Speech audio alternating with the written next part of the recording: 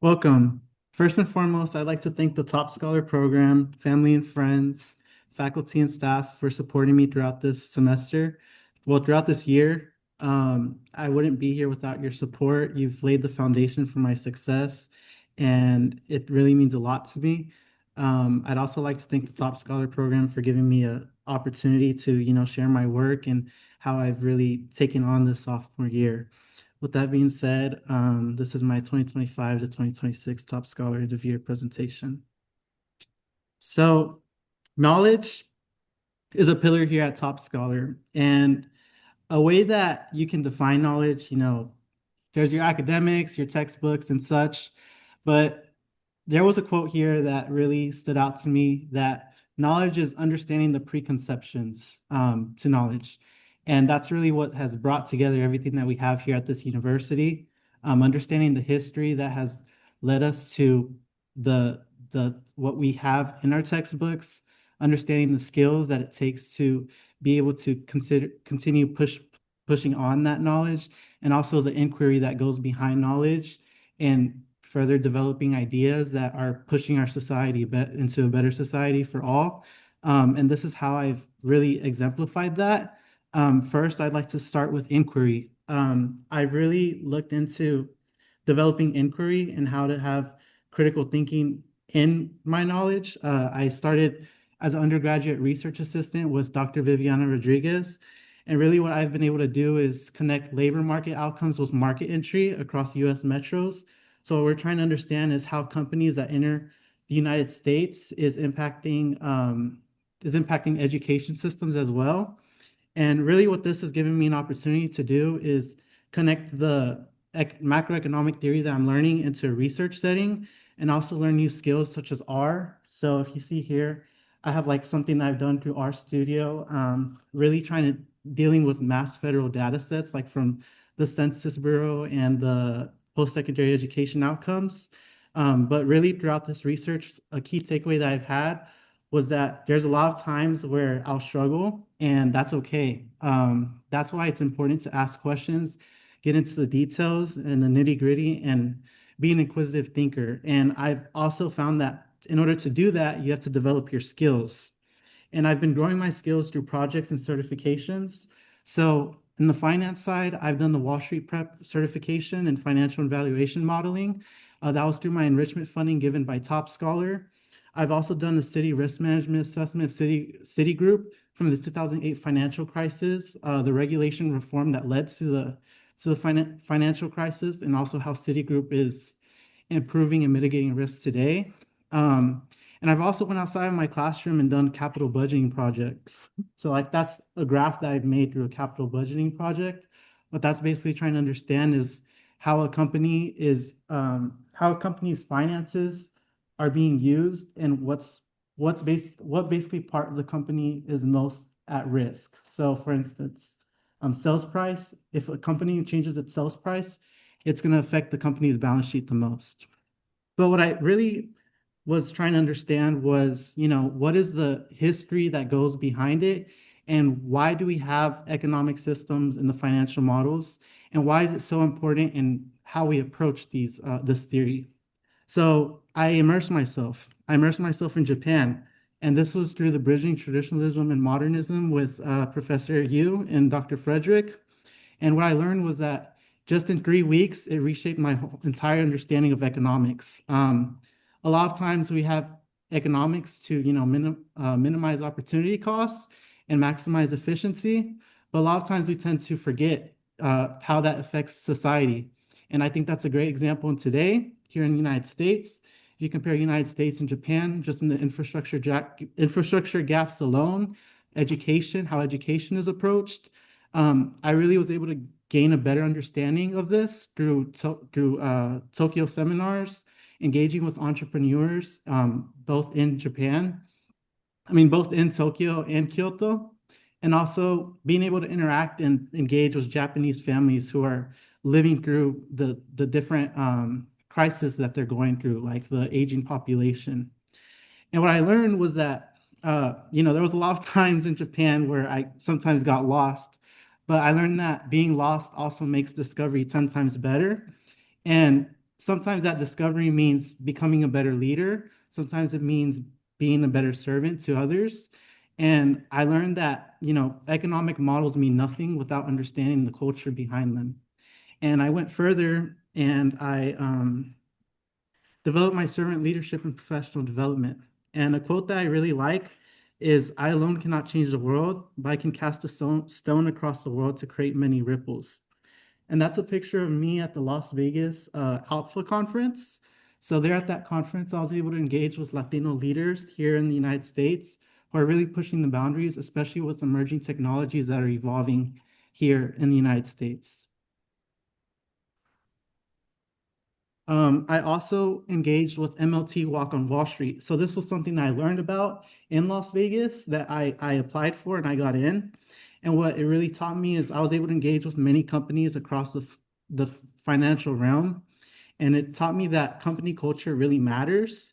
It matters in how you develop your ideas in your early career and how you ask questions, and also the importance of asking deep level questions. And then I was able to apply this with the UTIMCO fellowship. So if you don't know, the UTIMCO is basically the endowment for the UT system and Texas A&M. This fellowship, they gave me a real return module where I was able to basically understand how to get ahead of trends. So something that we're seeing here in Texas more often is that AI is rapidly developing data centers across Texas that is affecting not only sustainability, but our communities and water usage. And I was actually on this before I even started seeing it on the news, which is actually pretty cool. And really understanding the importance of regulatory compliance. And I think that's really important as we approach the Texas 90th legislative session. But also, they taught me that it's important whenever you're approaching your career to be so good that they can't say no. And I did that through the NASM strategic consultant with San Antonio Growth for Eastside. So basically what this was is San Antonio Growth for Eastside is a nonprofit in Eastside San Antonio that basically has a realm of 50 plus businesses. And what I was responsible for was helping community development here in San Antonio and figuring out how we could best help constraints that small businesses face here in San Antonio. So what I did was I was able to negotiate discount tiers within small businesses and basically bring this idea that we would use small businesses to empower one another through procurement costs. So what does that mean? So let's say if a small business is trying to improve their storefronts and they need like a company that deals with concrete, they can talk to another small business in the East Side San Antonio area to help them do that at a discount. So what that is doing is we're improving the local GDP of East Side San Antonio, of a community that's already very marginalized. And it taught me that, moral responsibility, we have a moral responsibility to empower those who are at a disadvantage. And for me, that was small businesses. And also I worked with a team of 5. With this team, it also taught me what makes our democracy so unique. The ability to elevate others' ideas. It taught me the courage to ask constructive questions, and also the humility to listen, to really listen and see how we could push each other's ideas forward. I also got into the Wells Fargo corporate and investment banking discovery through the project First Gen, and this really helped me expand my network within Wells Fargo. And then I was involved with the UTSA's President Students Advisory Council. Basically, it's a combination of thought leaders here in UTSA who are looking to improve the university. It could be something as small as parking lots to mental health. And that was something that has really been pivotal for me in understanding my community here at UTSA and just how to build solutions just in general. This is just a combination of the network that I've built. There's just so many people who've come into my life in the past year, but these companies have been really pivotal. I've also had a company visit in Dallas last semester at TIAA. And those are some pictures of people from the Investment Society that I interacted with and I made friends with. And then the top is a picture of me at an etiquette dinner. So actually, I was able to put the etiquette that Top Scholar has taught me, like at dinners, in action at a Wells Fargo dinner. And then I met Stephanie, who helped fund my trip to Las Vegas. And then we have the top scholar, someone who helped found top scholar Lisa Furman. And then I also have met Harvard MBAs. So it's been a ride. It's been really fun. And I wanted to finish this off with I took Professor Matangelo's class, Making the Leap, really understanding the importance of alignment, building my portfolio, my resume, my cover letters. I did mock interviews with people from USAA. I've been developing my public speaking and presentation skills. And I also did a policy memo. So that was a policy memo on like a national issue that I did. Um, And then service. Yes, we can build our portfolios, build our resumes, our cover letters, but the importance of being a good person and serving your community, that's really what it comes down to and how we are able to, interact not only in the workplace, but even just be better citizens of our communities. So last semester, I was doing large scale logistics for Best Fest.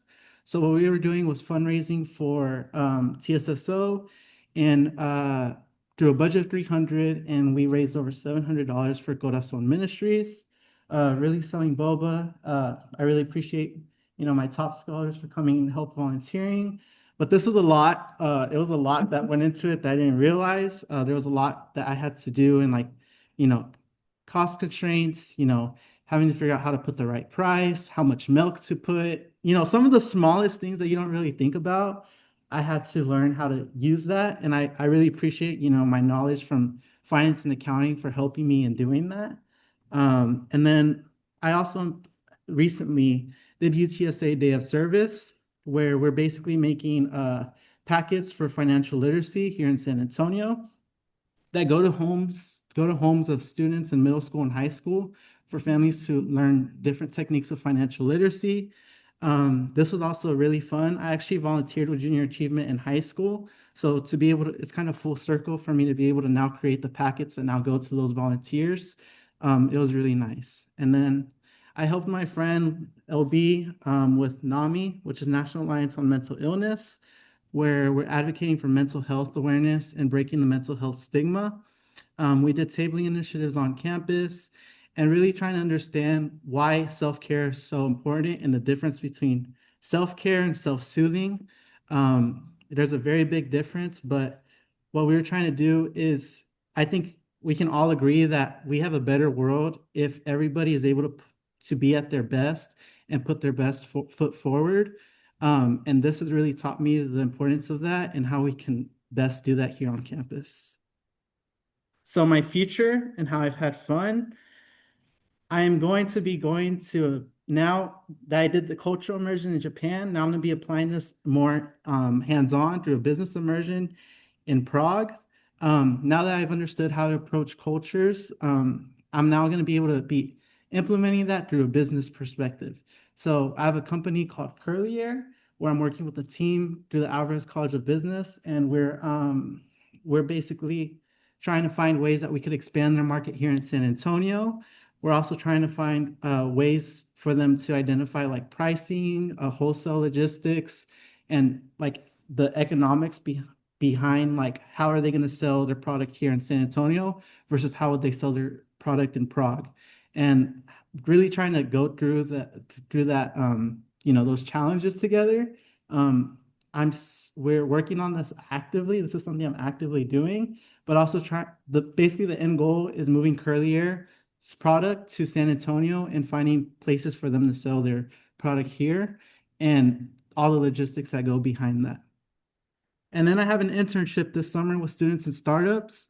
This is the Small Business Development International Trade Center, where basically I'm going to be helping overseas companies, kind of similar to Prague, but overseas companies come into San Antonio, and we're going to be helping them invest in the San Antonio market. So these are companies from Latin America, from Europe, from Asia, and I'll be responsible for developing investment briefs and also market research that best puts their company's best foot forward here in San Antonio.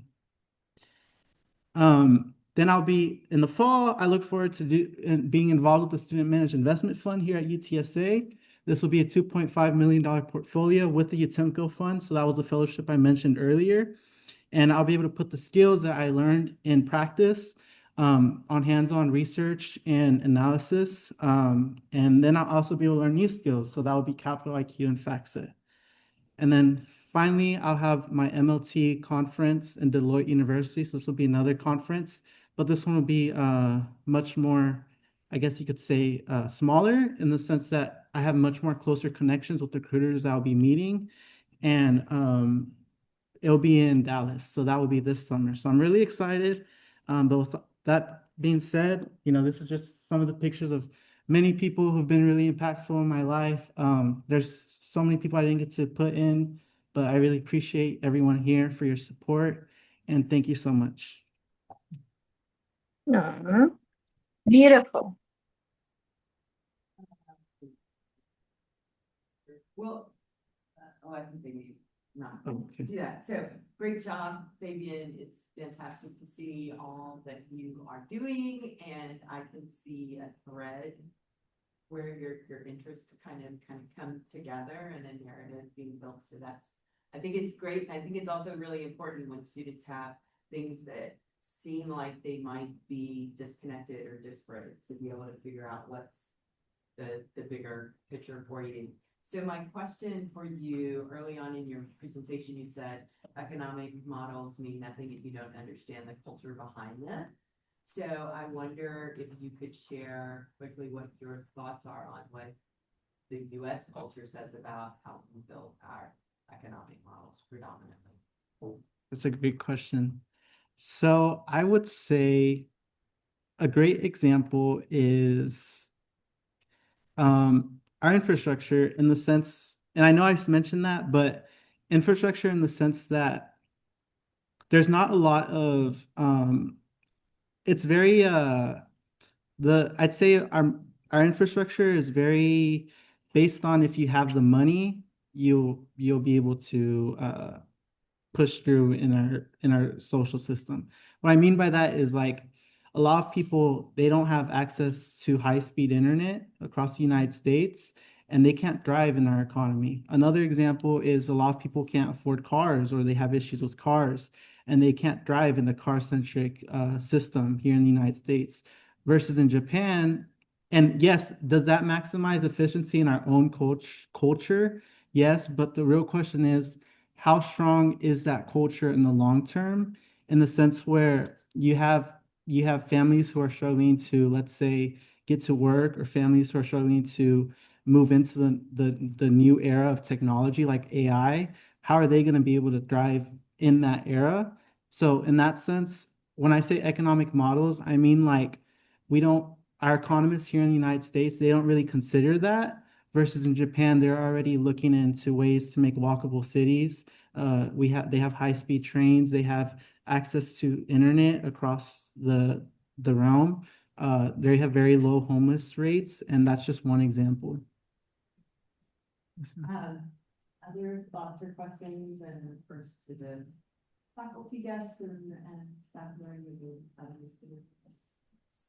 Could I ask a question about your upcoming fog thing? First of all, what sorts of products does Curlier, I hope I'm saying it right, make? And what do you expect to be sort of your crossover,